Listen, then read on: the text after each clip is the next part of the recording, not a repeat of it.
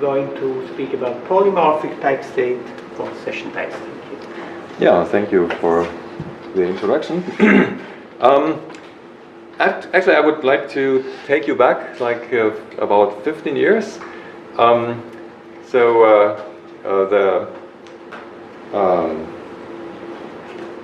general area in which this is located is like in functional session types. Given the previous talk, I don't really have to say much about session types. That it's a system for types for structured bidirectional communication. And I would like to use this well-known system by Simon Gay and Vasconcelos to point out an example of what I like to call functional style for session types. And essentially, the idea is that you have a functional language. Embedded in that, you've got communication primitives, here like receive and send. And each of those is kind of taking a channel as an input, probably along other inputs, and then it transforms the channel by either, essentially the state of the channel, by either receiving an element on the channel or by sending an element on the channel. In this case, it's both integers, but that's the general thing. In order to type that in a functional programming language, actually, as you see here, initially the type of the channel that we're processing has this session type, receive an end, send an end, and then close. After the first interaction, the type of the channel has changed, or rather, the receive has transformed the type of the channel into another channel, and then this channel has the rest of the behavior, the continuation behavior. Moreover, now we are forbidden to use the channel at the original state again, which means we need to enforce some linear typing discipline in context with session types. That means programmers need to understand that, and programming languages that want to support this in a safe way need to support that. On another note, this programming style is a bit of a nuisance because you explicitly have to thread channels through your program. If you remember back to the days where pure functional programming was considering how to integrate state, that was kind of the main objection of people, because you can write stateful programs, but you have to thread the states everywhere, and everyone was complaining about plumbing until Waddell and Peyton-Jones came up with the idea of using monads to wrap that up. All right, now that's the point. And actually, I'm taking you back about 17 years, sorry. So that was one of the first attempts to integrate session types into a functional language by Vasconcelos, Simon Gay, and Antonio Ravara. And they kind of used a style. So that was actually before the style that I showed you.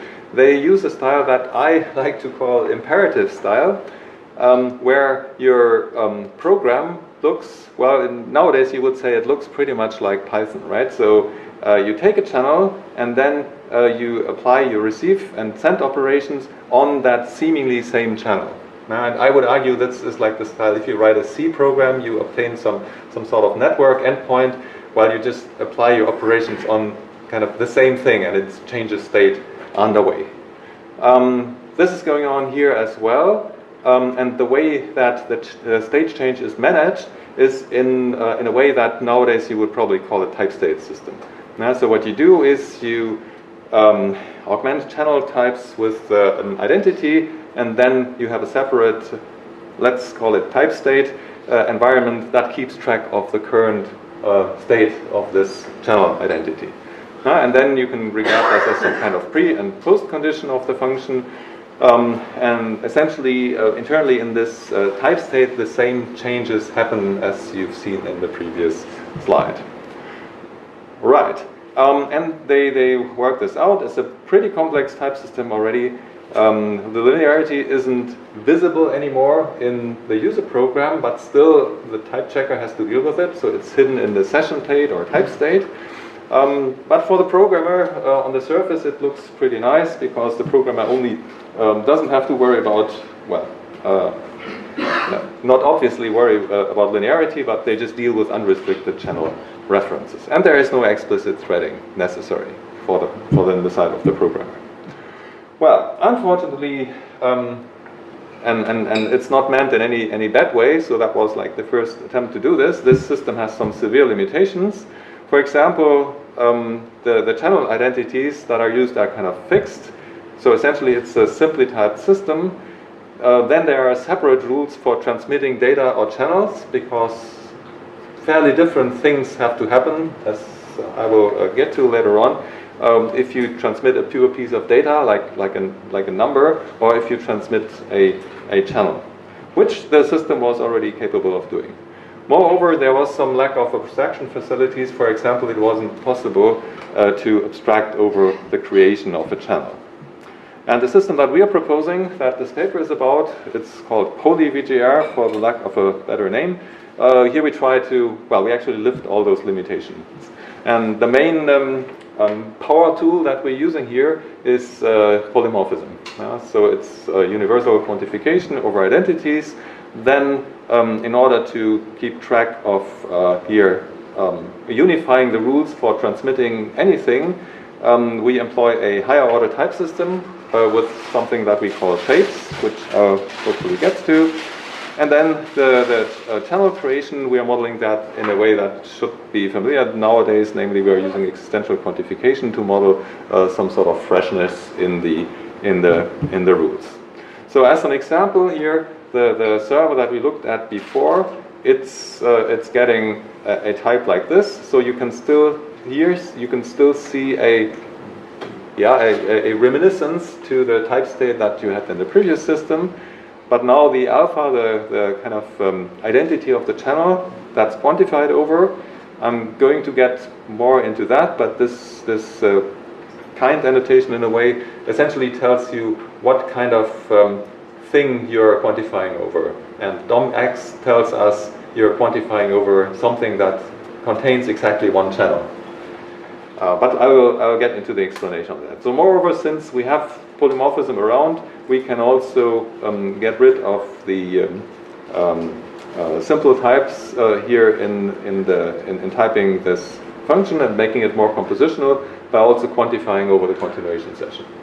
So that's other systems have done that too. So I'm not really considering that as much of a contribution. And then the code looks like before. Only the type has changed, but the type has made this function much more flexible. So you can now, since we are quantifying over channel identities, you can apply to different channels. That wasn't possible in this early system. Right. Okay. Well, I think I said all that already. Right. So now let me give you some introduction into this system of states and shapes and whatnot, where I just showed you this DOM-X as a particular thing. Right, so states somehow give you the shape of a type state. And the thing is, since we have this quantification over identities, it turns out it's not enough to be able to quantify over single channels, but essentially you have to be able to quantify about over whole fragments of a type state. So it's not enough to be able to say, oh, I just want to quantify over this identity. You want to quantify over fragments of a type state, because that enables you to also transmit something that refers to that fragment of a type state over the wire. So that means, so I already mentioned that. So in general, a shape, as I said, it describes a fragment of the type state, and that could be empty, which means your type state doesn't contain any resources. It could be a single channel, or it could be a composition of those. Right, and for some reason we wanted to keep this system well behaved. We didn't want to confuse types and kinds, which you could probably do, but we kept that separate. So we also have a term level notation for domains. So domains are the elements of shapes. So that would be an element, star would be an element of the empty domain, of the empty shape. Single channels, they will be elements of this domain of X. And then you can compose. And what you can compose, you also have to decompose. So you also have destructors, like this projection here, on those shape domains. And I'm going to illustrate that by just looking at data transmission. And I already mentioned that the original system, for very good reasons, had separate rules for sending and receiving like plain data like numbers, and channels. And it was restricted to send a single channel. Right, so here we can quantify over shapes and domain so that all sending and receiving rules are unified. We can generalize to data containing arbitrary channels. And so here I'm showing you the session type that you need for that. So, and we're only going to look at the sending part. So the sending part essentially tells you, basically I'm sending something of type T. All right, but this type T may contain channel references, and I somehow need to close, and the typing requires that all the channel reference inside of the type T that I'm sending away, they are closed over by the existential that I have here. Yeah, so essentially the existential tells me, here I'm carving out a part of the type state, namely called sigma here. I'm carving out a part of the type state that exactly describes the resources, the channels that I'm referencing here in T. And this existential package gets sent over, and the receiver takes it and unwraps it and integrates it into its own. So that's the simple side of the story. So what have we got here? So n here is like the underlying shape, and it describes the channels declared in sigma, and it can be referred to in T. So the alphas occur in sigma as well as in T.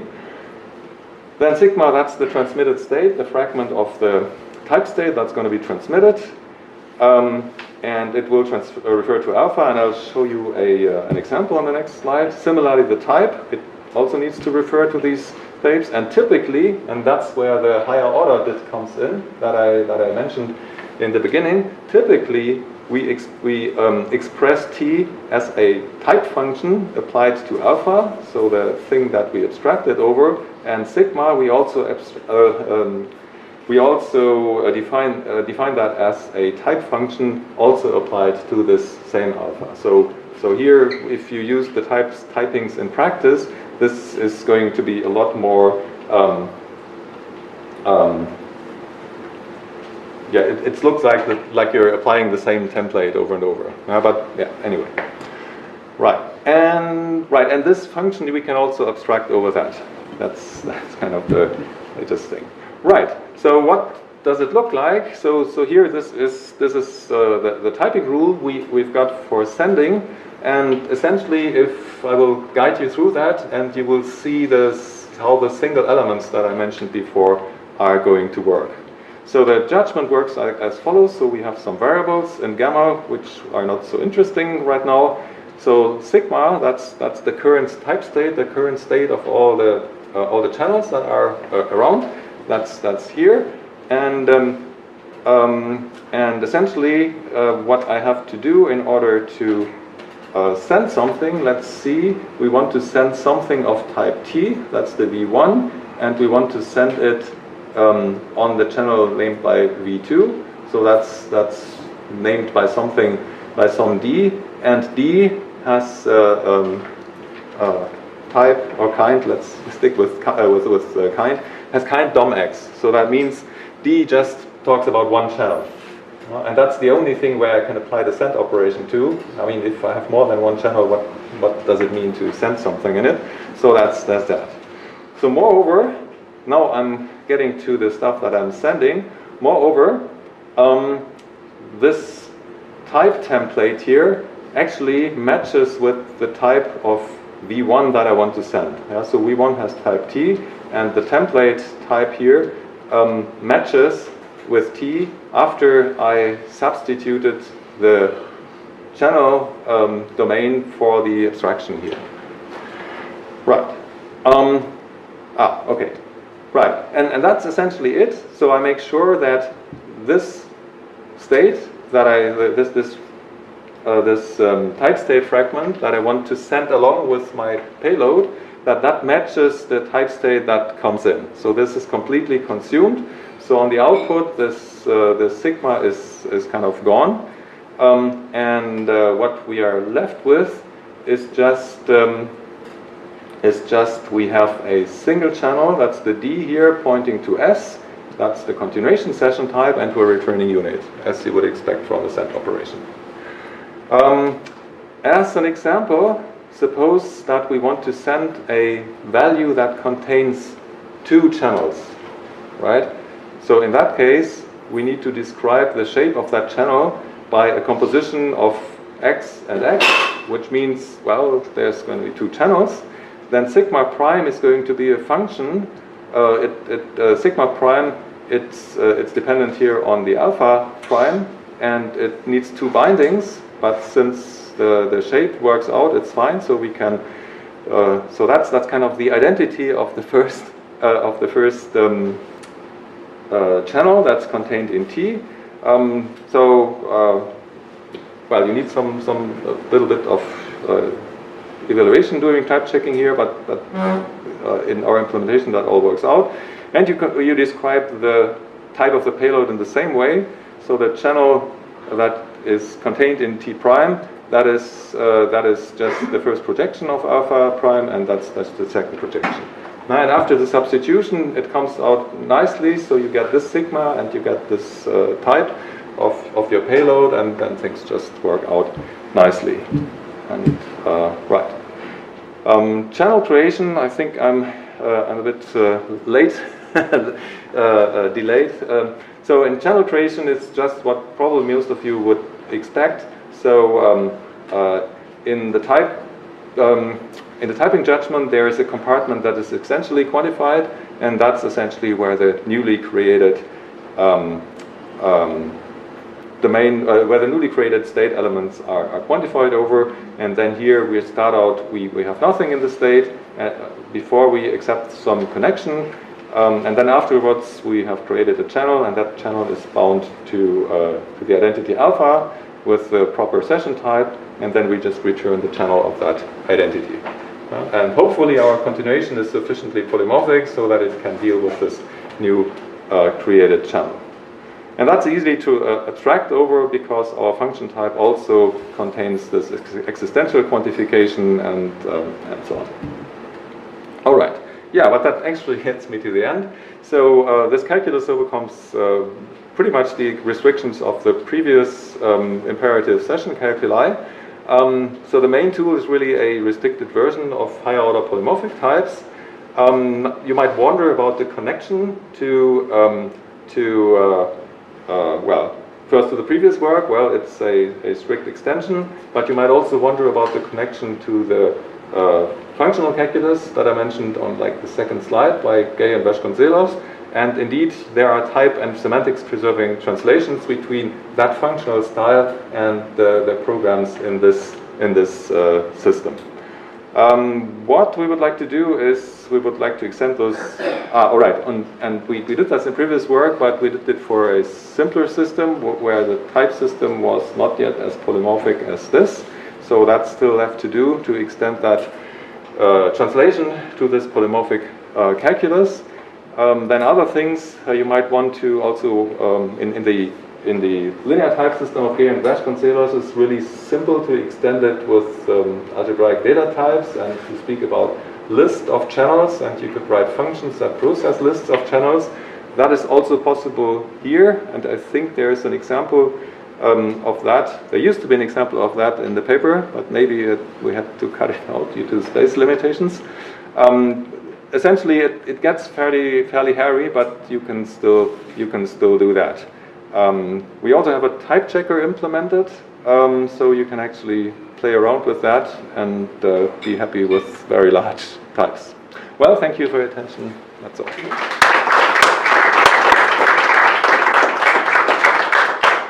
Questions?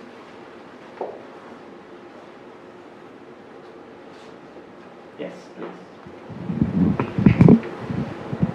So at some superficial level, it seems similar to Dijkstra monads. Have you looked into the connection to that? That's a good suggestion. I haven't looked into that, no. Okay, yeah, it could be that it's an instance of the general schema that they have, you know, which is available in F star, I believe. So, Right. I mean, they worry about, I mean, obviously they worry about state, right? So Yeah. it's just state and not communication. But I guess much of that should be transferable also to other kind of type state with polymorphism. That should work very yeah, I just don't know if their quantifications Yeah. are general enough to handle the kind of thing that you need to do with the variables, but it might be interesting to look at. Yeah, that's right. So I know of the work, but I haven't studied it in detail, so I can't say something about it. Okay, any other questions? Yes, please. Thank you, Peter. So just one observation. This is not strong enough just to have the context-free session types, right? So you have this polymorphism that allows you to have an arbitrary continuation, but it's not as expressive as the context-free session types, right? So this doesn't think about context-free session type.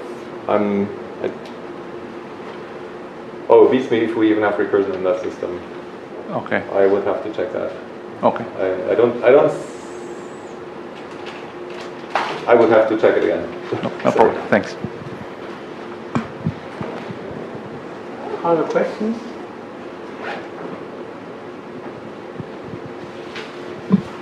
Okay, any more? Okay, so it's time to Thank you. speak again.